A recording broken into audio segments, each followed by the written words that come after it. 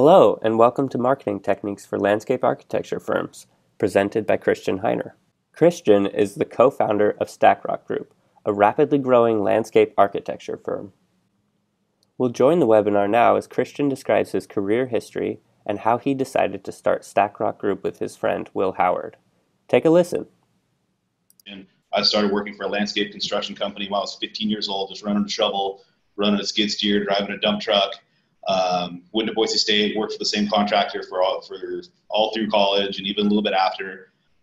My first real job out of college, I was a territory sales rep for a power tool manufacturer, and I primarily called on the Home Depot. So my job was to drive around between Boise, Salt Lake City, and fly to Alaska a couple times a year and set up Home Depot stores and sling tools. Awesome job, super cool company, and they got bought out, and I was laid off. So then I was off to find something different. I ended up going to work for a local here tool and construction equipment renter and seller. Sort of like United Rentals, but local here to Boise. They have probably 10 locations now. And through working through that, I ended up becoming the sales manager of this company. And so I handled all the marketing efforts, all the sales stuff. I had a team of salespeople. And that was a really fun, really cool job. And about the time I was 20, I don't know, I was 26, 27 in there somewhere, I realized that because I don't have the last name of the owners of the people that own this company, and I'm now the sales manager, I could literally do this job the rest of my life. And that scared me to death. And as soon as I really realized that, I decided to start talking to some people, and I wanted to go back into the actual construction world. So ended up leaving that company, went to work for a pretty good sized regional HVAC firm that's based here in Boise. Worked for them, set up all their marketing stuff. They'd never, like most contractors, had never really marketed. Helped manage a lot of projects. And after being there a year or so, I had for them negotiated the largest negotiated project, the largest contract they've ever had. And a few days, maybe a week after signing that contract, the owner of the company pulled me in and laid me off because, well, we have all this work now, so we don't really need marketing, and now you're in your overhead. So, later, no severance, no nothing. Just here's the door. Thanks for what you just did for us. He ended up going to work shortly after that. I took a little time to kind of evaluate my life and what I was doing. Ended up going to work for an electrical construction firm. Awesome guys, but similar situation. Landed tons of service work, pulled in all this biz. Sort of helped them set up some marketing parameters and kind of what they were doing. But same thing. We don't really need you anymore. You're just overhead. We have all this business. Why do we need to pay you to market stuff? We don't need marketing anymore. And so for all this time, my buddy Will Howard and I, who is now my partner in business, had been friends. And Will and I met when I was working for the construction equipment company, selling and renting the company he worked for, construction equipment. At the time, Will was finishing up school to be a landscape architect and working for this landscape construction company, managing crews, bidding projects, doing all the things you do, as a leader of a landscape construction company. And Will's one of the dudes where, you guys know how you meet somebody and you just instantly become friends?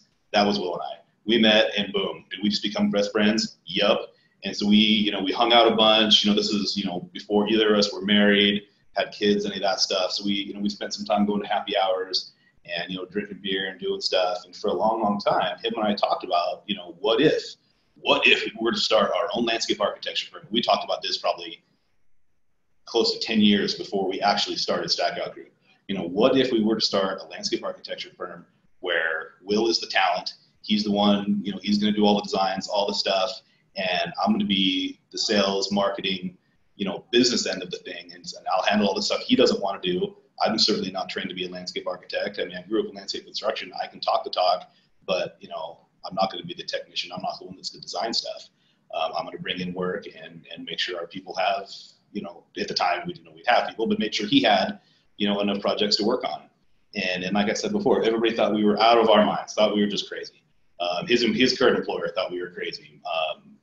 My parents, his parents, everybody thought we were nuts. But him and I both had sort of a rough day at work, and called him on the way home. I was like, man, I've got to do something different. We've got to pull the trigger on this thing. You know, let's really make this happen. And this was probably, I would say, June of 2012. And he said, all right, man, I'm ready. Let's do this. He had just taken his licensure exams, had just become a licensed landscape architect in the state of Idaho. The landscape construction company he was working for didn't care. I mean, landscape contractors make money by building landscapes, not by designing stuff. So sort of like marketing, this landscape construction company saw the design end of what he was trying to do for his company as overhead. And so we said, you know what, let's just quit. Let's quit. So we did. So we quit our jobs and got on LegalZoom and incorporated our company, and here we are now. I mean, we just did it, and everything we've done, neither of us have ever worked for a landscape architecture firm before, so we've just figured it all out as we've gone, which has been fun and maddening, and we've only wrestled each other to the ground a handful of times over making decisions, which has been fantastic. So here on this slide, there's my contact info. Follow me on Twitter if you do the Twitter, Instagram, LinkedIn, connect with me on LinkedIn. It's just my name. There won't be a lot of other Krisian Hiners pop up, I promise. And still to this day, my business cards say overhead on them. This is my actual business card that I give out as much as I can to anybody who will take one. And my title being overhead is really sort of, it's not even that tongue in cheek. It's just sort of a middle finger to, our industry as a whole, who, the construction industry, who doesn't value marketing for the most part. And every time people see that, they laugh, and because it's super funny. But then they still, maybe see it that way, which is fine. And it's fun for me to give that out and have people, wonder about that. So our firm, Stack Rock Group, we are obviously a young company. We started in 2012. We take what we do very seriously, obviously, but we don't take ourselves very seriously. There's a collection of our Christmas cards on there. Pretty early on, we decided to, and let me back up a sec. So when we started, Will and I, we didn't have any money. We really had less than any money. And so me as the marketing guy, I had to figure everything out. I had to figure out how to, let people know that we're in business. And so we embraced social media really, really early. We were early adopters of it, and some of our biggest, coolest projects have come directly from social media. I've made friends, not just in our industry, but in life, just cool people that I never would have met if not for social media. People that, I'm not just friends with online, IRL, we're friends. And that's one thing, that the power of social media, especially when you're using it for business, is to translate these online connections you have into real, actual person-to-person, human-to-human connections, because that's what it's all about. I mean, people do business with their friends. So on this slide, there are a collection of our Christmas cards, and even though early on we were doing a lot of social media, we decided that we need to send real Christmas cards. Let's make a Christmas card. And so the photo in the top right there, that's Will and I in the front. And this was I think our second year in biz, because Trevor and Buster, who are now also partners in our firm, were in the photos. So that was the first Christmas card we sent out.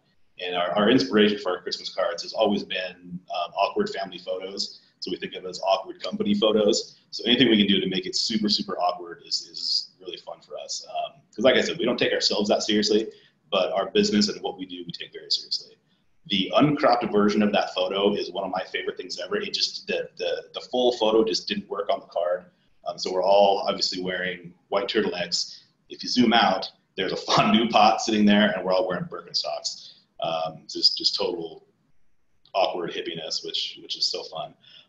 So social media stuff for us, Instagram, Twitter, Bookface, our website, obviously. Feel free to check any of those out. And yeah, we don't hide anything about who we are and what we do. I mean, this is exactly who we are. Hey, Christian, I actually have a fun question from Lexi. Sure. And I was actually curious as well. Where did you guys come up with the company name? So that is such a good question, because people ask that all the time. People in Boise know exactly what that is. So Stack Rock is a natural rock formation up in the foothills of Boise, where anyone who, mountain bikes, goes snowboarding in Bogus Basin, and goes and runs the foothills knows, because it's just this really cool natural rock formation up there. And, when Will and I were friends, we'd go mountain biking all the time, and, mountain bike up to Stack Rock and hang out. And so as we started to, it's up above our town. You can kind of see it. And on a really clear day, you can see it up in the mountains. I mean, if you know where it is, it's there. It's not, it's kind of far away. But so that's where the name came from. Just this cool place that we like to go. That's sort of this iconic outdoor thing, of our town. So is that a good answer? Does that make sense? Yeah, that's perfect. And then can you just make sure that your microphone is pretty close to your mouth? Someone was mentioning it kind of is fading in and out. Oh, cool. Okay. Here we go. Perfect. Okay. So this slide right here, everybody that's on this call, if you don't remember anything, if you don't take a photo of another slide, remember these 4 things. You can't do any marketing until you know who your client is. And your client is not everybody. Everybody that wants a landscape. No, that's not who your client is. That's not who our client is. If you have a restaurant, anybody that eats food, no, that's not how marketing works. So keep that in mind, and just make sure you are marketing, directly to who your prospective clients are. Go to where your clients are, both online and offline. I'll talk a bunch about this later. Online, obviously social media, having a good website, that's where your clients are. And offline, networking groups, industry events, trade shows, if you do a lot of public work stuff, trade shows for the county you live in or the state you live in, that kind of stuff. Go to where your clients are. Embrace social media. People ask me about social media a lot because we do a lot of it. And I know in my heart, I know social media works. And there's so many people in our industry that say, no, social media doesn't work. Like, it's for kids, whatever. Cool, then don't do it, man. Like, good luck. Because I know in my heart it works. And we have projects, we have clients. We have a business that a lot of ways exist because of social media. So I know that it works. And if you do nothing else after this, just post more. Don't be afraid to post a lot. If you have an Instagram account for yourself, for your company, post a few times a day. Post 5 times a day. Just post stuff. And good things will happen. If there's one thing that I've learned in being around a whole bunch of landscape architects and engineers all day, every day, is they don't want to be ever thought of as a salesperson. So think of marketing as just making new friends. You're not trying to sell anybody a landscape plan. You're not trying to, sell your company, sell yourself. We're just trying to make new friends. And the people who are our clients, they become our friends. And I'm sure everyone on this call, you have clients who are great friends. And they keep hiring you because, one, they like you, and you're helping them solve a problem. And that problem might be, hey, I need a quick landscape plan for this jack-in-the-box. Cool, do that. You're solving their problem for them. Tell them thank you. So take a photo of the screen, and if you do, like I said, if you do nothing else, just do these things. I would definitely mention on the social media side, this is a lot of, that was basically why I approached Krisian for doing this webinar, because as I was just scrolling through, I just kept seeing these amazing posts, all these projects that you guys are doing, and they're so lighthearted and fun, and it just has really engaged me to make sure that I do actually go and check your guys' page. What's new today? Yeah, and we do post. There might be a day or so that'll go by that we don't post just because, I might be taking the day off or I'm busy. But 99% of our company's social media, I do. So if I'm not posting, it's because I'm either busy, maybe I'm a little under the weather and I just don't feel like it, or I'm super busy doing something else, an RFP or an RFQ or something where I'm just hammered and just can't do it. Thanks for saying that, though, Crystal. I appreciate that. And then also, we do have a question. Sure. It's from Jonathan, and he asked, how do you protect a client's privacy while using social media to post current projects or projects in progress, and what the firm is actually doing? Sure. So I post a lot of photos of stuff we have going on, and in our firm, with each other, with our clients, we stress communication all the time. If we're working on some cool renders, I'm like, man, I want to share this thing. Like, I'll just ask them, hey man, is it cool if I share this? And sometimes they'll say no, like, no, I don't want anybody to know what it is, where it is. I'm like, all right, cool. We'll do it later. Sometimes like, yeah, you're welcome to share it, but don't put our name on it. Don't tag us. Don't say anything about it. So a lot of and honestly, a lot of the stuff that you'll see us post will be, something really cool, but I won't say where it is. I won't say who our client is. I might say it's in Reno, Nevada, when it's actually in Park City or whatever. But I just want to have that, that one cool thing that we're doing. I want that out there. Good stuff to share is, and I'll go into, content and stuff a little bit later, but good stuff to share, renderings, show the process, share the process. I mean, if either you or one of your employees, your team members is hand drawing something or working on a cool rendering, take a photo and share it. You don't have to say exactly what project it is, the address, who it's for. It can be, hey, here's a cool, a new cool park we're working on. People in the industry or whatever, they may know a little bit, or they might be able to sort of infer who it is. But yeah, the safe way to go is, unless your client says, yes, let's talk about this thing, tell everybody that's, that it's us that's doing it. Just don't say who it's for or where it is. I mean, you can still talk about it. You can talk about, how, whatever the design elements of this project are, how they're helping your client. You don't have to say who they are. We're creating a great place on this rooftop for a new condo, a new hotel that's going to, help them attract people to come lease space and, in their condo building, or get people to stay in the hotel and have a good time on the roof. But you don't have to say, who it's for. Is that a good answer? Does that make sense? Yeah, Jonathan, if you have a follow-up question, please use the Q&A box. And then we do have a few more questions coming in. Cool. With Derek, he asked, do you add your company logo to your Instagram posts through a certain app or program? Yes. So one of the, and I've got a slide a little bit later on that I will talk about, some more of the tools that I use. Most design professionals that I know have an Adobe Creative Commons license. One of the best, most unknown apps in that Creative Commons license is Adobe Spark. There's an app you can put on your phone, on your iPad. They have a web app that you can use, on your laptop or on your desktop or whatever, computer you use. Go on, you set it up, go onto it. The easiest way to set it up is open it up on your laptop or your desktop, because the web app's a little more robust, like most web apps are over mobile apps. But you can put your logo in there. It'll scan your website. It'll pick out like the colors used on your website. So if you put text on a photo, it will automate some of the the fonts, the colors and all the stuff. It is seriously one of the best apps ever. And so yeah, so all my Instagram photos for the most part will have our logo on them. And so my process of doing that could be one of two different things. I mean, if it's a project where it's a finished project, I'm going to use my Nikon DSLR and I'm going to go take as good of a photo as I can with that camera, pull it into Photoshop, crop it, probably crop it square for Instagram, and then pull it into just email it to myself, and with Adobe Spark, put the logo on. I can if I want to, I can, put text on the photo, anything like that. It is seriously the best, easiest way to do that. And most people that have, that, like I said, most people that have that Creative Commons license don't even know what it is. And so never even open it. But it is one of the best kept secrets that there is. Awesome. Okay. Yeah, let's keep going. Okay.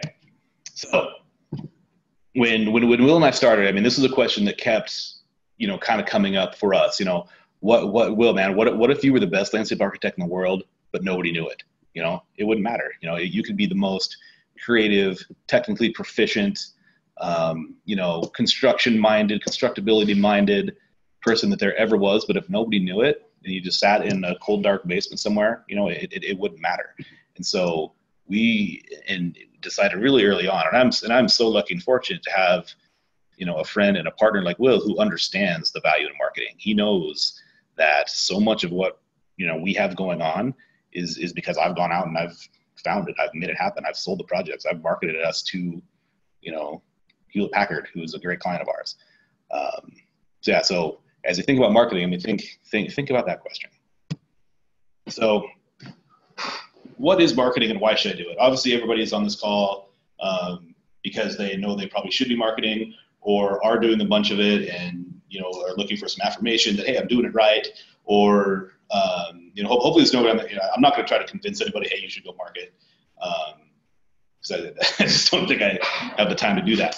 But when I think of marketing, I think of marketing as, one big jigsaw puzzle.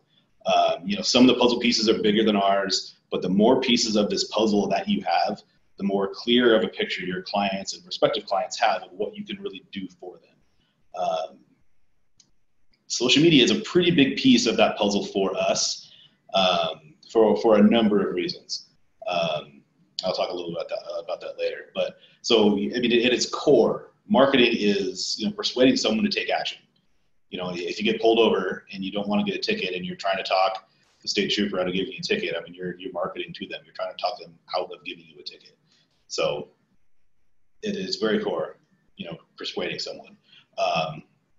Marketing pieces, a lot of people don't think of some of this stuff as marketing. Your website is marketing. All the social media stuff is doing marketing.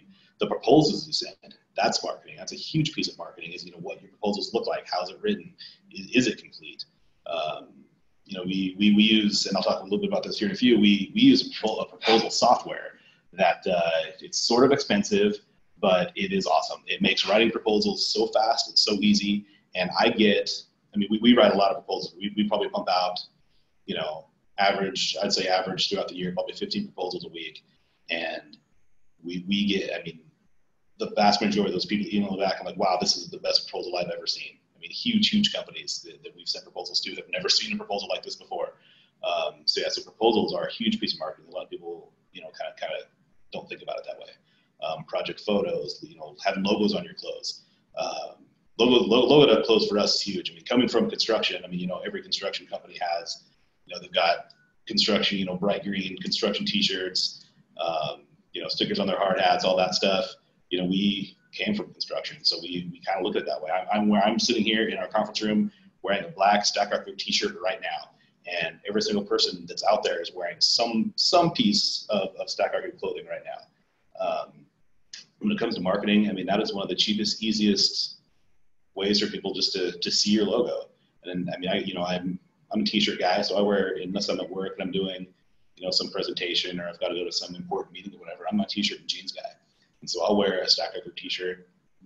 Every weekend, that's what I wear. And if I go to Costco, if I go to, wherever I go, whatever I do, it's pretty rare for somebody not to see my shirt and say, hey, Stack Rock Group, I've heard of you guys. Cool, thanks. Or Stack Rock Group, what is that? And then I can tell them about, we're working creative landscape architecture firm, and we design sustainable high-performance landscapes nationwide. I'm like, oh my God, that's awesome.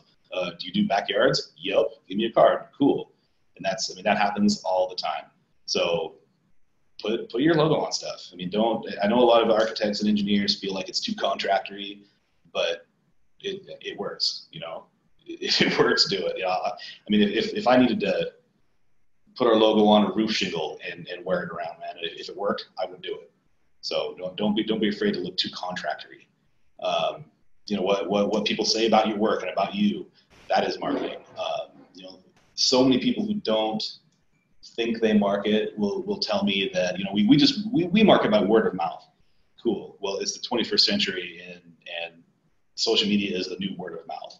That's where people go to talk about your company and talk about the experience they had and talk about, look at this awesome thing that, I paid these guys to do and look how cool it turned out. That's what word of mouth marketing is now. And so if you're not, really embracing social media, you're really missing out. The why should you market?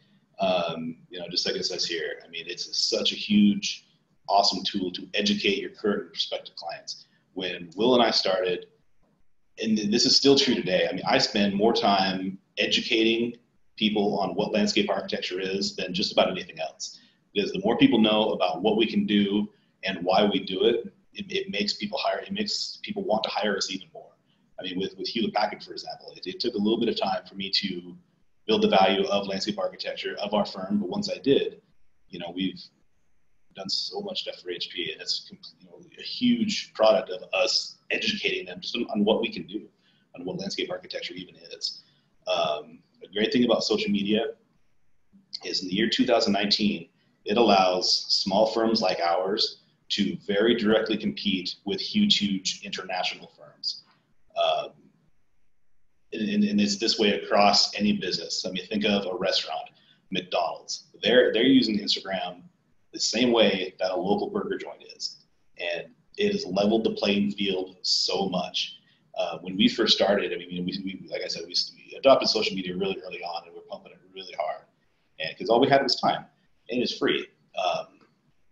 It didn't take long for me to start getting some DMs and people asking, like, "Wow, you guys must be a really big firm," and it's just me and Will in a spare bedroom in his house. I'm like, "Yeah, we're a pretty big firm, and it's the right now, and it might change. It probably will. Something new will come along or whatever. But currently today, it is the great equalizer of business, I think, in marketing.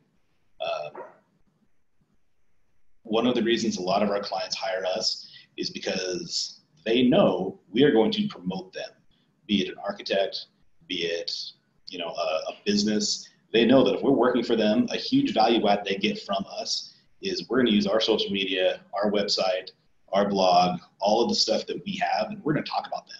Because we get excited about projects, we're going to talk about stuff, and our competitors aren't going to do that. And like I said, we have a lot of clients who really like and appreciate that. Hey, Christian, I did actually have a few questions, or a few people were asking just what the proposal program you are using. I've got a whole slide coming up, okay. So stay tuned for that. Perfect. But yeah, so at the end of the day, I mean, the reason you want to market is you want to make more money. You have more eyes on your business. You have more stuff, more opportunities to write proposals, and more projects. This is my Prius, my Toyota Prius that I drive every single day. It has, obviously our logo on it, what we do, our website all over it, and I get texts from people all the time that that I know that, hey dude, saw you driving wherever, and I drive this between Boise and Salt Lake all the time, and I mean, logoed up trucks and cars, like I said, a lot of people think it's kind of contractory, but it works. It absolutely works. I mean, that's one of the best. It's a moving billboard for our company all day long, and I drive that thing everywhere, and it uses very little gas, which is so crazy. These are some other examples of some stuff, logoed stuff that we do. Upper left-hand corner, my good friend Tabitha, she's an architect in Florida who we're working with her on a few different projects. We got her a Stack Rock Group beanie because in Florida, and it gets down to 60 and it gets real cold. So she needed a beanie. So we got her a beanie, and she rocks that thing around all winter long now, which is awesome. There's us in some polo shirts. The bottom right-hand corner, that's a really cool sign. That's actually a planter box on the top that in the summertime, in the spring, it has a lot of really cool plants in it. The thing weighs probably 70 pounds because it's made of steel. So nobody's going to steal it. It's not going to go anywhere. But that's right out in front of our office. And I mean, I have people send me photos of that all the time. Oh, you didn't realize that's where your office was. Yep. So yeah, logos on clothes and stuff, it really is where it's at. The bottom left-hand photo, that was our Christmas party last year. That's one of our buddy Steve, who works with HP, and that's Will and I, and we made this big, like, I don't even know what you call it. But you know how like when you see photos of the red carpet and there's like logos of sponsors, on the backdrop. We made that and had a big Christmas party. We had a couple hundred people there, clients and friends, and everybody was posting photos in front of that thing. And I mean, that's free marketing for us. You guys had your own red carpet. Exactly. Okay, so step one of marketing, good marketing, is really figuring out who are my clients. Because like I said before, your clients aren't, here at Stack Rock Group, our clients certainly aren't anyone who has a landscape, anyone who wants a landscape, any architect, anywhere ever, no. So before you market, you got to know who really is going to buy your stuff. It doesn't matter if you're a landscape architect, an engineer, or a manufacturer of, televisions. Who's going to buy your stuff? That's who you want to market to. And then the more clearly you define your market, the easier it is to get in front of them, to reach them, to find them. And if it feels a little bit too narrow, like, oh my gosh, there's only, I don't know how many people are in this group. Cool. Like, make it a little more narrow. Because the more narrow your market is, I mean, my clients are X, and there might be 30 of them in your town. Cool. Market to those 30. And they'll tell their friends. And just because you're not marketing to their friends doesn't mean when they call, you're not going to hire them. But it makes it so easy to market to a very few amount of people. So this is a slide that kind of talks about that too. The more clearly you define, and I can't stress this enough for everybody. I mean, the more clearly you define who you're marketing to, where they are, and this can be, company types, it can be geography, any combination of demographics. The more clearly you define that, everything becomes clear. You know what I mean? I mean, if you're, like I said, anybody that wants a landscape, like that's hard. Like, okay, who is that? How do I do that? And then, you slice and dice it, figure it out, and then, figure out where those people are, and you get in front of them. So this is kind of a good, worksheet almost. If you haven't already, really determined who your market is, take notes of this, take a photo of this slide. And this is kind of marketing 101 stuff, but super, super helpful. This is stuff that we reevaluate this periodically, making sure, we are marketing to the right people who are going to buy our stuff. The number 2 about checking your competitors, I think is really important. It's really fun for me to, in the different areas we operate, look at, and you can go to their website and their social media, and, you don't call them and ask who their clients are, obviously. But, do some research and figure out who they're marketing to. And then it'll become, spend a little bit of time with the data and with their website and stuff, and you'll be able to see who they're not marketing to. And that can open up a lot of avenues, a lot of stuff that you maybe haven't thought about before. Because, I mean, in this game, it's all about finding a niche, finding that little piece that nobody else is thinking about, and then just dominating that piece. And if you can do that, I mean, that's captive audience. And really for us with social media for a long time, that's what is, so people on social media who like and appreciate landscape architecture, I mean, especially here in, where we live, it's been a captive audience for us for a long time. And like I said, number 5, evaluating the list. We reevaluate ours, all the time, just to make sure we're all on the same page and all going in the right direction. Okay, so now we're going to talk a little more. This is a little more of the tactics of marketing, where before that was a little more, strategic. Now this is going to be a little more, a little more tactical. So going where your clients are. We're talking physically, shake their hands. So our clients are, Stacker Group, they're architects, they're engineers, they are commercial real estate folks, they are developers, anybody sort of in that space. And we're, sometimes corporations hire us, a lot of times they do, but, a lot of our, we're consultants to architects and, other people all the time. So for us, spending time with, architects makes a ton of sense. The AIA here in Idaho is a super cool organization with tons of architects. So many of our clients go to that stuff. So we go to meetings, we support the organization. We do the golf tournament, we do all this stuff, and it's super fun, but it works. I mean, because there's people that go to that stuff that we, may not have met otherwise. And there's people that we've seen at that thing, at AIA events, for years. And finally, like, all right, I'm ready to hire you guys. I've been using, whoever for a long time, but I'm ready to give you guys a shot.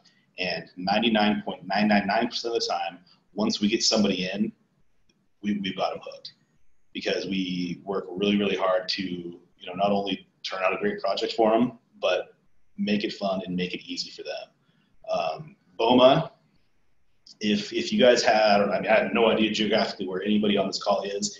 If there is a BOMA chapter in your area, and there most likely is, go to an event, go to a luncheon. BOMA has been probably the single best thing for my career that I've ever done. So here in Idaho, about a year ago, I was done with my tenure as president of BOMA Idaho. There was kind of some weird turmoil within the industry or the organization where, some board members left, they left the industry and did some different stuff. And I ended up pretty early on in my time on the board of directors at BOMA becoming the president. I ended up being the president of the organization for 3.5 years, which makes me the longest tenured president of the organization, which is insane. But during that time, the professional connections I met otherwise probably would have taken me a lifetime. And I did it in 3 years, just because of how involved BOMA is with, the legislature and advocacy and all the stuff we do. BOMA is, like I said, has been one of the single best things for my career, and obviously for Stack Rock Group. There's so many commercial real estate folks, developers, architects. It's the best cross section of the industry that there is. A super good friend of mine that I met from BOMA Idaho, who I never would have met her otherwise. She owns a big cleaning company. And it never even occurred to me that a cleaning company could be a really good source of leads. And even when I say it out loud, it sounds crazy. But because the way cleaning companies are involved with buildings and the owners of those buildings, she knows everything. If an owner is thinking about, building something new, buying another building, developing something, because of the relationship she has with them, she's going to hear about that. And she's awesome and tells me about that. And I can, go find that person and sell our services to them. Let's see, the Society for Civil Engineers, obviously, we have a pretty good handful of civil engineers that we work for, going to their organizations, having a booth at their annual trade show, just going to the events is going to pay dividends. I mean, for, back to Boma, Idaho, for Boma, to join Boma, it's like $500 a year. Like, it's super cheap. But anybody can join the organization for them, as long as you're in the industry, anybody can join it. But the power of organizations is not just having your name in the directory, but it's showing up and meeting people. So my suggestion to anybody on this call is find an organization in your town, in your area, that makes sense where your clients are, and go to a meeting, make sure it seems cool, make sure there's, the right people there. And when you join that organization, commit to it hard. Go to everything. Go to every lunch. Get on a committee. All the organizations have different committees, the membership committee, the party planning committee, the the advocacy committee, all these different committees. Get on a committee and get it as involved as you can, because that's how you're going to meet people, and that's how you're going to build your business. Christian, yes. The BOMA, I just wanted to confirm, is Building Owners and Managers Association. Okay. That is correct. Yes. Building Owner and Managers Association. If you're not familiar with your local chapter, you can go to boma.org, which is the BOMA International website, and it'll, you can put in your city, your zip code or whatever, and it'll tell you, where the closest, chapter is to you. Chamber of Commerce, a good place to go where clients are. We don't spend a ton of time with Chamber of Commerce just because it's not as targeted as BOMA and AIA are for us. But I mean, I'll go to a handful of chamber stuff a year now. I meet other people who own other businesses who a lot of times we've ended up doing stuff for. I put the logo for a local country club here called Hillcrest Country Club. I'm not a member of that country club or any country club. I have way too much ADD, and I would get super bored going to the same place all the time. But I have a lot of friends who are members there, and they pull a ton of biz out of there. We all know that our clients, for the most part, are pretty affluent folks, and pretty affluent folks are probably going to hang out at a country club. So if it's in your budget and if it's in your interest to play golf and do that kind of stuff, join a country club. I mean, it's probably going to be fun, and you're going to meet a ton of people. And like I said, that's kind of what it's all about. BNI, it's Business Networks International. I'm not a BNI guy. I've been to a number of their meetings. I don't like paying for stuff like that. To go to meetings, I have to pay to be there. I'm a member of a number of different networking groups that are just organic, where it's me and a buddy who works for a general, works for a general contractor, and him and I have put together a few different networking groups over the years where, we'll invite, our favorite architect, our favorite commercial real estate broker, our favorite commercial property manager, and somebody in lending, and get together for coffee or a beer, probably every 2 weeks, and just talk about it, and not to feel like, oh, I've got to bring a lead for these guys. It's just talking about what that's going on, and by doing that, and just sharing information, really, really good things happen. The more you share information with with friends and people like that, the better. Obviously, Crew is a great organization. These are all really good organizations. Obviously, if you can do all of them, that's great. But if you're a small firm, you're a solo practitioner, you can't do all of them. You shouldn't do all of them. I mean, choose the one that it seems like would be the best. And for any landscape architect that's on this call, I would probably say, depending on, I don't know where anybody is, but AIA and BOMA, in my experience, have been fantastic. So I would suggest checking those out first. A lot of people might not like this slide. We're talking about going where your clients are, and your clients are not at ASLA meetings. We get invited to speak at ASLA stuff a lot and present stuff. And if it's close and convenient, we will. But we we don't spend a lot of time with ASLA stuff. We're members, we love what they do. We love what they do for the profession, for the industry. But as far as day-to-day spending time doing stuff with them, we don't do much of that because we know that there's no one there who's going to hire us for anything ever. So going where your clients are online. Blows my mind how many architects, landscape architects, engineers, and contractors I meet on a pretty regular basis that do not have a website. So if you don't have a website, that's where to start.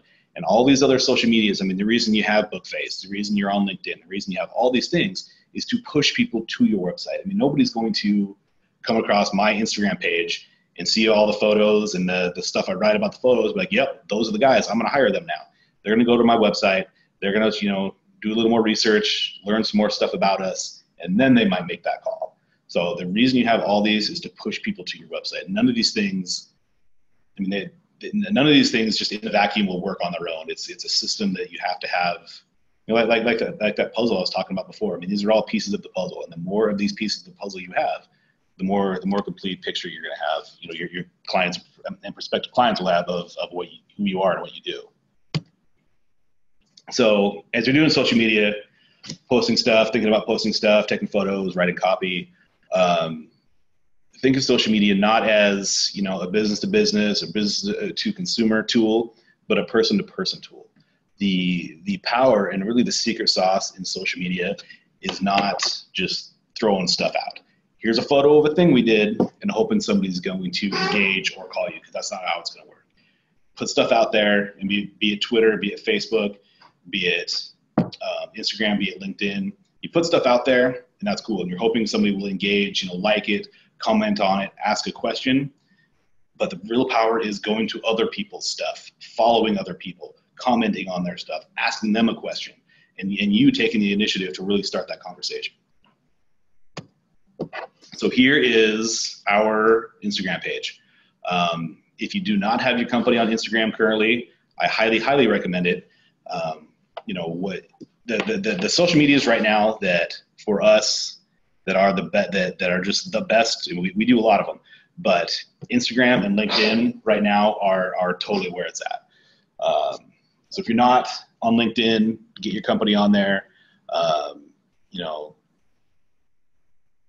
Get your logo in there. Write a good description of who you are, where you are, and what you do, and make sure you have and they make it just fill the form out. I mean, they make it really easy. And I say that because I pay a lot of attention to social media, but then I go to, a lot of, some of our competitors' pages and some of our clients' pages, and it'll say the name of the company and like architecture, and then not even have a link like to their website, which seems so, rudimentary to me, but it's apparently not. So fill that whole thing out, and just get it as complete as you can. And once it's done, and just, Chris and I were talking about this earlier, any good website is fluid. You don't get it done, all right, cool, we'll revisit this in 3 years, set it and forget it. It's constantly evolving, constantly changing. I mean, I'll probably change our bio on here probably monthly. I'll think of something cool and clever to say, and so I'll change it. And don't be afraid to do that. LinkedIn, this is my LinkedIn page. Feel free to connect with me on LinkedIn. And after this call, if anybody wants to follow up with stuff, you can email me. You can, I put my card on the first slide. You can text me, you can call me. But this is, what my LinkedIn looks like. Like I said, it seems pretty, there's some things here. I'm kind of getting short on time, and there's some others I want to get to, so I'm going to kind of hurry you through this. But there's some really important real estate on these pages that most people don't use.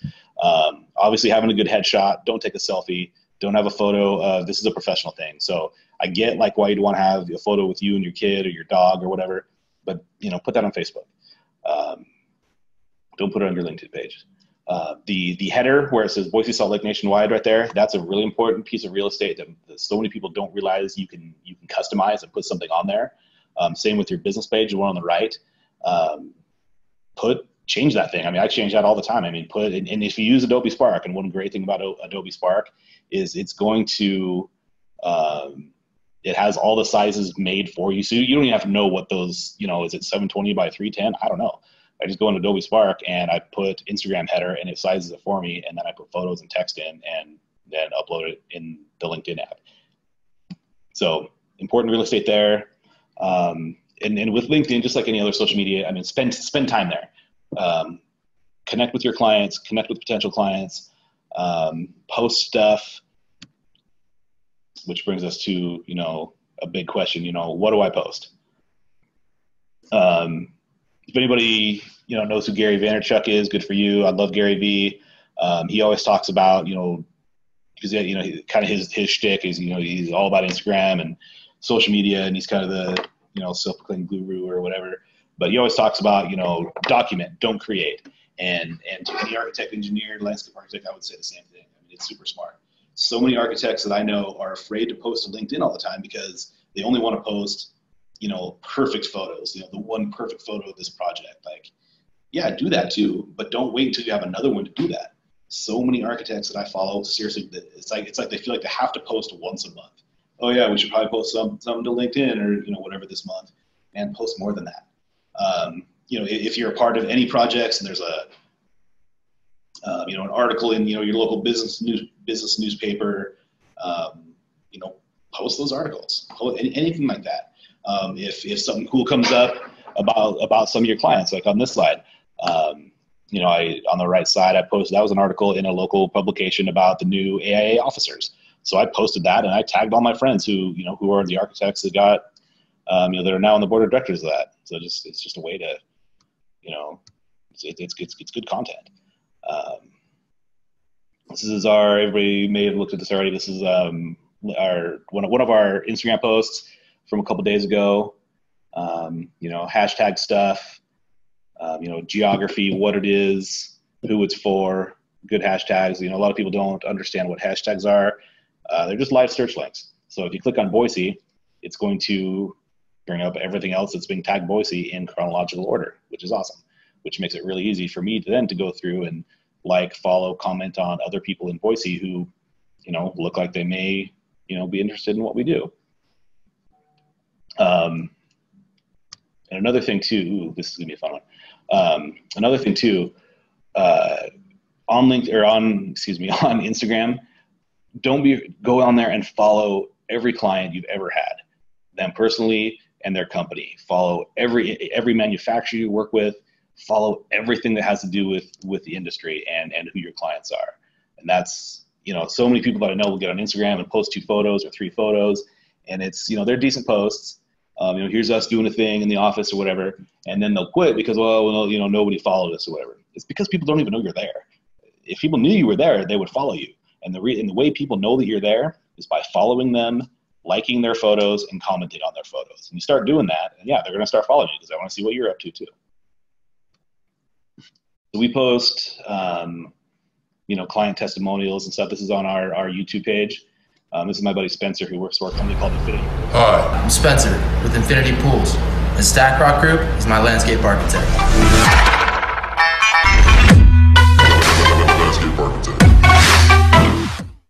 And like I said, don't be afraid to, this is an entertaining post. Nobody's learning anything from this, but it's entertaining. And our clients, because we have way more social media following them, they like being featured on our stuff.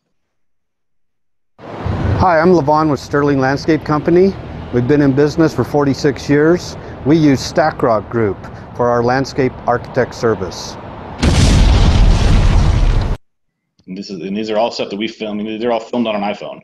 So everybody has the tools to do these. We are HP and Stackrock Group is our landscape architect. Woo! Woo! Yeah, I actually have some great questions I was kind of saving for right after these videos. Totally. So Holly had a question, ideas for those who are annoyed by social media posts as ads interrupting a game or TV. Yes. That's a good question. The answer really is, I've got a good slide about that. So I was going to talk, I'm kind of running out of time. I want to get to one of my end slides, but here's an example of on LinkedIn, posting some stuff, tagging my friends who, just got lucky with that thing to post on LinkedIn, click right there where it says start a post and, post stuff. So this is to answer Holly's question here's kind of how to get around that. So to post something just for the sake of posting it is kind of silly. Like if you're going to post something, you should have the intent to do one of three things. And a really good post will do all three things. Post it to educate people, to entertain people, to impact them in some way. And if you do that, you're going to get engagement. So that's my answer. To get around that feeling of, you're just a commercial. I can't think of off the top of my head, I probably have, but I can't think off the top of my head a commercial I've ever watched and actually learned something or been inspired to do something or, been truly entertained, been annoyed for sure, but not, truly entertained. So when you post stuff, post with a purpose, post to educate, entertain, and impact people. And as soon as people, people start liking your stuff, commenting on your stuff and asking you questions, that's when you've kind of found your voice and you're kind of doing it right. If you're putting stuff out there and you're getting zero engagement, you need to kind of reevaluate, what am I posting and why? And what, and especially on Instagram, Instagram has become, and it didn't really start this way, but it's become, really a mini blog site where you can write, as far as I know, you can write as much under a photo as you want. So, use that real estate to really, like I said, educate people. And I try really hard to do this at StackRock Group. Every post, like those goofy ones with our clients, like we're not educating anybody there, but we're trying to be entertaining. We're trying to get, some eyeballs on our clients, and do something fun. So the copywriting guidelines I have down here, and you can Google this. There's 1,000 different articles, out there about, copywriting and the Pastor copywriting method. But I try to use this in any Instagram caption. Any blog I write. This is the formula that I try to use. Find a problem, amplify the problem. What if you don't solve the problem? That's what amplifying it is. Tell a story about, a little more in-depth story about the problem and the solution to it. Tell people how, doing this is going to transform them, transform their backyard, transform their corporate campus. Maybe have a quote, have some sort of testimony from them or about them about how it's, really has impacted them. Offer. This is where it gets a little, salesy and markety, but the offer, like, we can do this for you too. And the response, like, after somebody reads it, what do you want them to do? If you like this, maybe ask a question, or if you like it, just press like, or if you think we can do this for you, contact us. And that's, it's called direct response is, when you're asking them to do something after, you tell them stuff. And then June has a great question that kind of goes right into this. How do you encourage clients to review you on social media? I know that you kind of mentioned obviously going and liking their social media, but how can you kind of help encourage, again, your clients to review you? Sure. Really the best way to do that is to ask them to do so. If so many of our very few of our projects are done, really quickly, even though we do a lot of projects, we build really good relationships with our clients. And if we know they're happy, ask them, say, hey, man, if you liked what we did for you, would you go to Facebook or Google or somewhere and just write us a quick review? And 99% of them, if they really did like you, of course they'll do it, and they'll do it happily.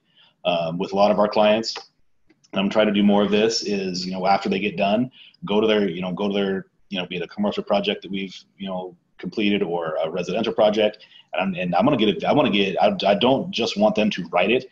I want to get a video of them saying it. And like I said, if it's a client that you build a relationship with, you should be able to ask them that. And then it might be like, no, I'm too shy, I don't want to do it. All right, cool. Well, how about you write us, a Facebook review or whatever. But we've got some really cool video testimonies that we're polishing up that we're getting ready to launch. And then, I'm sorry, Lindsay has a great question, sure. Again, tying into this. Do you ever worry that posting who your clients are will lead to poaching? No, not one bit. If our clients really want to know, or our competitors really want to know who our clients are, there's 1,000 different ways to find who they are besides looking at our social media. They can go to City Hall and see who we're working for on anything submitted to the city. There's so many ways to figure that out. So I'm not worried about that one bit. And if anybody's interested, so this graphic that's right here, this educate, impact, entertain, that is a iPhone background that I made in Adobe Spark that is actually the lock screen on my iPhone. So that's what I use to remind me as I'm posting stuff to how to write copy and how to kind of motivate my post. So I left very little time for this extremely important slide, but on the daily, these are the tools that I use. I build and host our own website. Bluehost is the host. I build it all in WordPress. Nikon. I'm a total Nikon guy. I've been a photographer for a long time, so my camera of choice is a Nikon. I use an iPhone, an iPad Pro, a laptop, and I have a desktop PC here in the office that I use a ton of the time.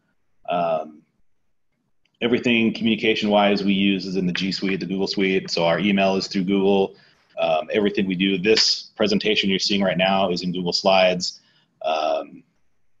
Photoshop obviously is huge.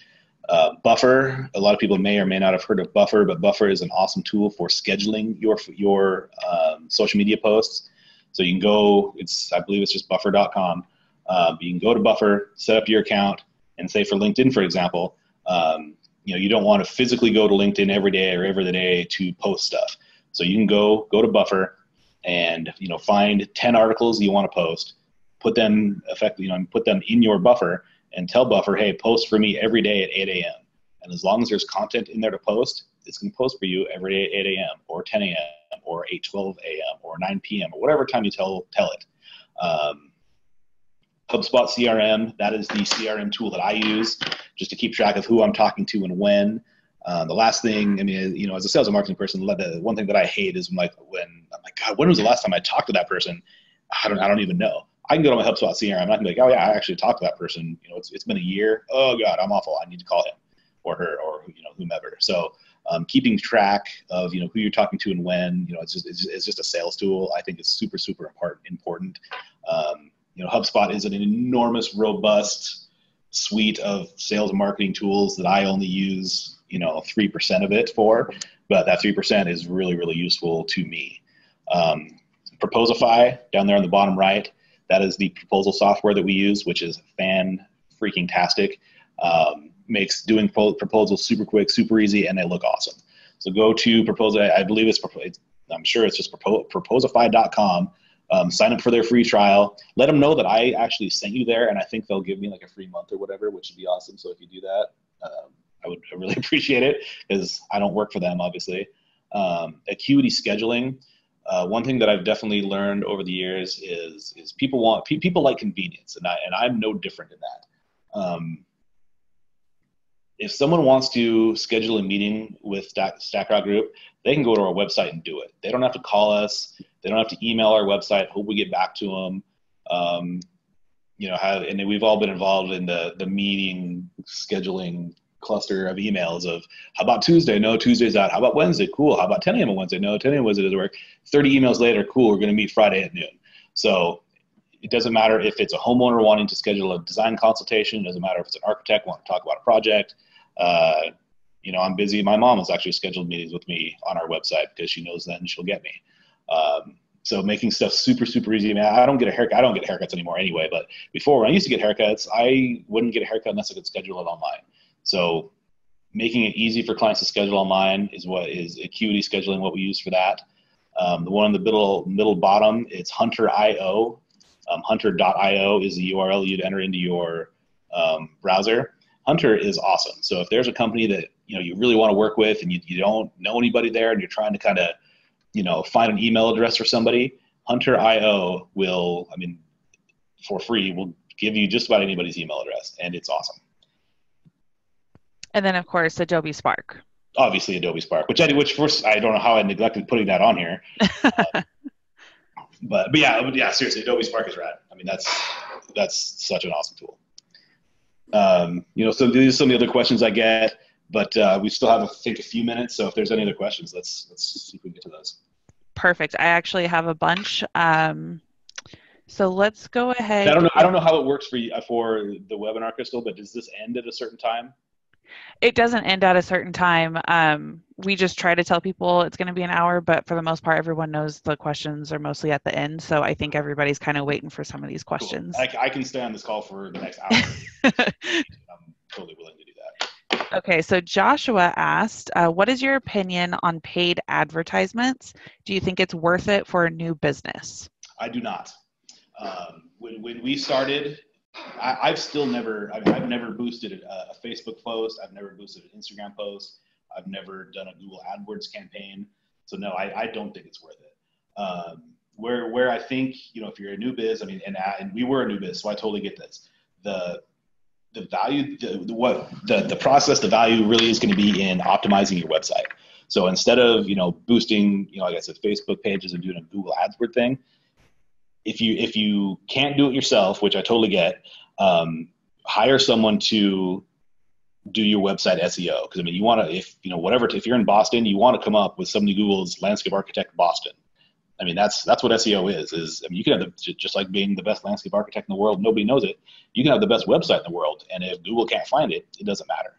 So spend the time and the money if you're going to do that on website SEO for whatever town, state, city you're in or where you work. I mean, it takes a little more time to probably build your following and get some eyes on your stuff, doing it organically, on social, with liking and commenting and following other people. But you're not going to see, you're going to learn a bunch and see, kind of how it works, and you're going to save the money. So short answer, no, I don't recommend doing that. Awesome. And I would, if I could just add a little tidbit, I would say definitely staying true to your personality.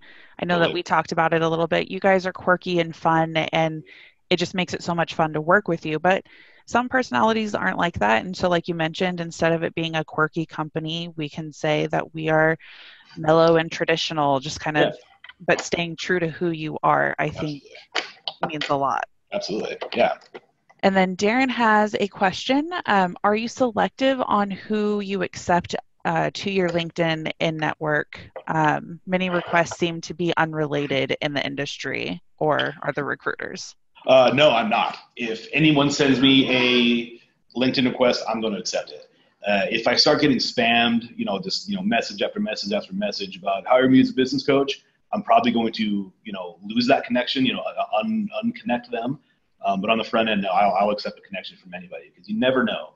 And I learned this pretty early on. I mean, with marketing, it's not necessarily, in sales and just being in business, it's not necessarily who we know, but it's who knows us.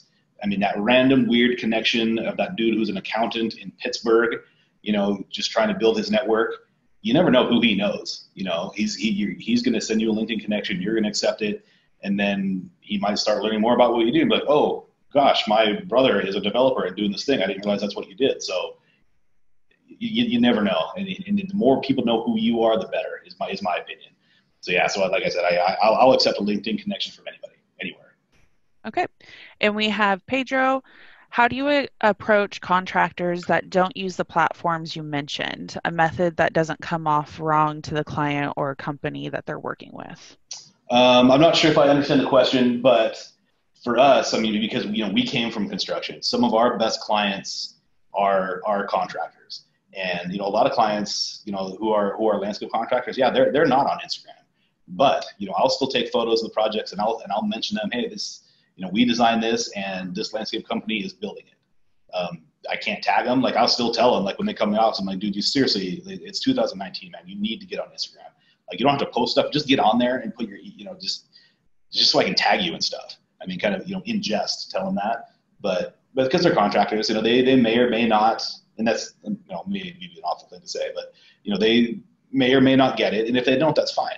You can still talk about who they are. And, if here in Boise, there's contractors that aren't, and I'll mention them, and that's fine.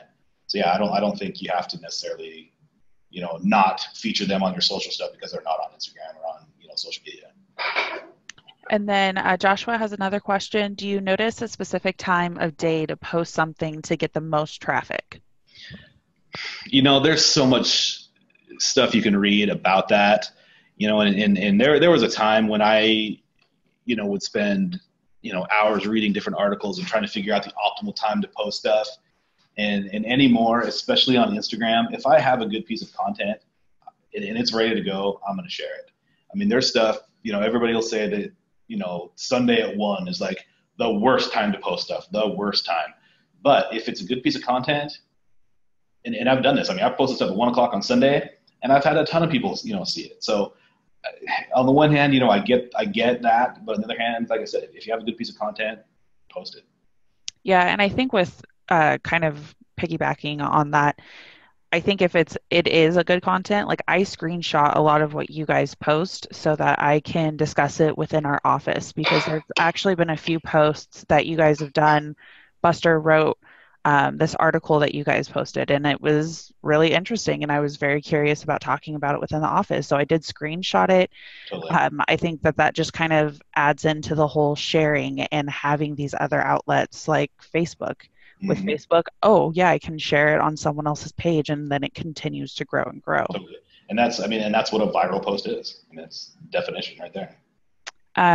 So there have actually been a few people asking about this. Do you use a dedicated marketing person? How much time is dedicated to social media and marketing posts? And how do you know if they're doing their job? Yes. So I do use a designated social media person, and that person is me. So I mean, my role here at StackRock Group is 100% marketing. I mean, I'm not, like I said, I'm not a landscape architect. I know that Land Effects is an awesome program. This might break your heart, Crystal, but I've never used it. I've never opened it. Oh, I know. but yes. So I mean, that's sort of a tricky question, and a lot of it depends on the people in your office, the people around you. I mean, if you're a solo practitioner, then yeah, you're the one that's going to be doing it. And you can tell that if it's working, if people are engaging with your content, if you're posting stuff, and it doesn't matter if it's to LinkedIn, if it's to Twitter, if it's to Facebook, if it's to Houzz, if it's to Instagram, if nobody's liking it and nobody's commenting on it, that's when you know it's not working, and then it's time to reevaluate. Are these photos not good? Am I not writing a good description? Am I not using appropriate hashtags for whatever it is? A thing that I see a ton of the time in, not necessarily in landscape architecture, but in architecture is, firms, bigger firms will hire a dedicated marketing business development person. And then they will tell them exactly how to do their jobs. And ultimately within, 6-8 months, fire them because, oh, well, what they were doing wasn't working. Marketing is not, just because you hire a marketer, just because you hire a business development person, doesn't mean the business is just going to show up the next day. So if you were to hire a person like that, you have to give them time. I mean, Will and I learned pretty early on that the sales cycle for what we do is super long. I mean, minimum 9 months. I mean, sometimes shorter, sometimes longer, but average, I would say 9 months. From the time that I make, first contact with a potential client, from the time, to the time that we're actually working with them is average 9 months. So if you hire a marketing person or you dedicate a person in your firm, okay, you're the marketing person now. Give them time. Give them the tools. Give them all the stuff they need. And within 9 months, if they're not doing it, then it's time to talk about it. But yeah, it doesn't happen overnight. And I definitely, if I could add on, just from I think our experience. It's very hard for a software company because it's like, what do we do? So we decided to do a lot more personality posts. Totally. And I think for us, we just saw that, yeah, it's after you post a while, it's not, yeah, you're not going to post once and then have all of a sudden 100 likes. It's going to take some time and investment on continuing to do that to build those relationships and everything. Absolutely. And yeah, and this is one of the reasons that I know that StackRock Group, we're so different from other firms in our space, architects, engineers, contractors, is I am a career trained marketing and salesperson.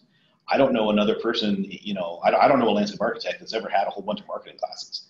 I'm actually working with University of Idaho and Boise State University right now, trying to integrate marketing into a little bit of the engineering and architecture curriculum. Because, and I see this all the time, I've got buddies who come out of the construction management program at Boise State, go to work for a big contractor, and ended up, starting their own business, and then have no idea. They're the best concrete dude ever, but when it comes to business stuff and marketing, they don't even know where to start. So I think that, and this is a whole different conversation, but there's got to be a little bit of education there somewhere for kids. I think they're in school now, who are architects and engineers. But back to kind of that original question. Having someone, I mean, the answer is yes. Having someone dedicated to marketing in your firm inside the walls of your firm, I think is super important. And that doesn't mean that like you have to have someone, okay, build us a website, but there needs to be someone who is responsible, accountable to, okay, when everyone decides or the principal decides or whoever decides, you know what, we need a new website. And whether it's the principal or the person that's been charged with making that thing happen, like there needs to be somebody in charge to oversee it, to make sure it's done right, and to get it done in the way it should be done. And I think that's the same with social stuff. I mean, there should be someone, and it doesn't necessarily have to be one person. I mean, it needs to be at least, it has to be one person. It can't be 0 people. It needs to be at least one person who is, charged with, dedicated to, okay, man, you need to post something every single day. And if you're inside the firm, there's nothing but content there. Because like I was saying before, you don't have to post nothing but beautiful finished photos of projects. Post, and you can see this on our social media. You can see it, on our brand Stacker Group stuff, and you can see it on mine and on everybody else in this office. I mean, we'll post, Mike will post a photo of Kate like doing something cool. Here's Kate drawing this awesome thing, and Michelle will post, here's Kate and Carmen working on this thing or whatever. So it doesn't have to just be finished projects. I mean, show the process, show your people. And one thing, as a firm owner and leader, a thing that I've learned is, our employees like to be involved with stuff. And when I was employee, I was the same way. And so I use it to shout our people out all the time on their birthdays. When they do something cool, when something awesome happens. I mean, we probably share as many photos of people and us doing stuff as we do with projects. And like I said, we're just documenting what's going on. And so don't feel like you don't have content, because you do. If there's something on your desk and there's someone standing next to you, you have content. And then Jonathan, this kind of leads into that. Jonathan asked, do you encourage your staff to market your company, for example, like to have them join or attend the BOMA meetings? Absolutely. Yes. I have empowered every single person in our firm to join something that's important to them. I mean, Will's super involved with the Veterans Sportsman Alliance, which, that's not an industry thing, but it's an organization where he goes and it's something he's passionate about, and he's going to meet a bunch of people, and that's awesome. He does ULI stuff too, and he's starting to, but yeah, we have people in our firm who go to ULI, who go to chamber stuff on a regular basis. The Idaho Women in AEC group is a semi-new group, and we have 3 of the ladies in our office who are super involved with that, which is great. Darian in our Salt Lake office, she recently joined Crew Utah. So I absolutely empower everybody to do that.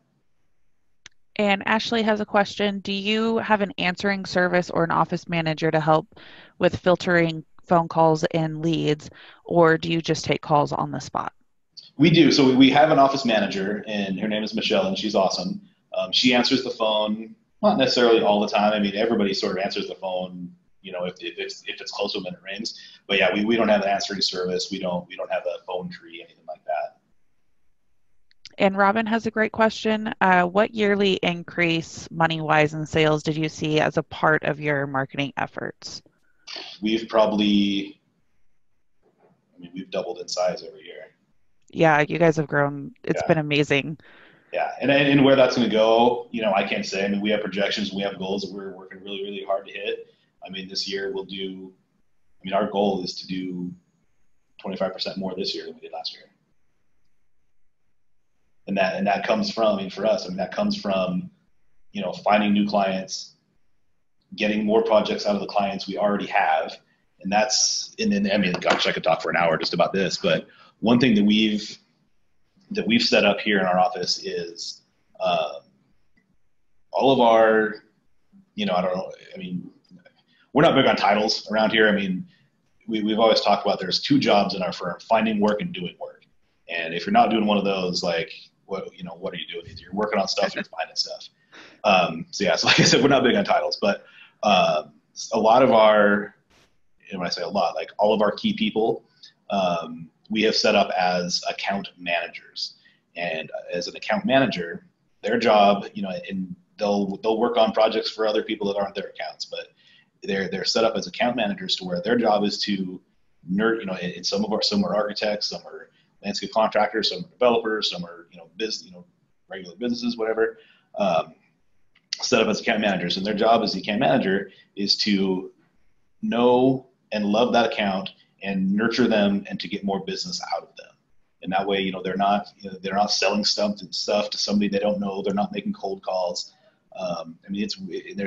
You can Google this, and there's tons of stuff out there about it, but it's so much easier to get more business from the existing client as it is to go find a new one. Just like it's easier to, keep an employee, make them happy than let them go and find somebody, somebody brand new.